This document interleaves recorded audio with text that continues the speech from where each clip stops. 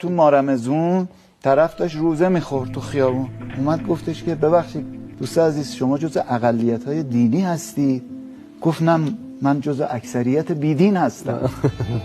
توجه میکنین این مسیری که شما دارید میرید نتیجهش این میشه که شما میای میگی که آقا قل للمؤمنین و المؤمنات، آیه سوره نور که مبنای فقهی شما یا استدلالی شما در مسئله حجاب هم هست.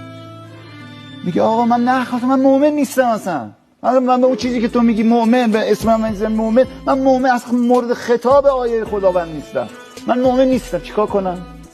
باید کتک بخورم؟ باید برم زندان؟ من مؤمن نیستم. آقا این آیات به مسلمین هم حتی نگفته قل للمسلمین و المسلمات. آقا فرق مسلم و مؤمن رو که شما بهتر از احکام مؤمنین با احکام مسلمین فرق میکنه. شما میای به جوون مردم میگی آقا بالاخره دستور قرآنه، میگه آقا من اصلا قرآن تو قبول ندارم، حالا چندین با هم. آقا این یعنی دینگریزی.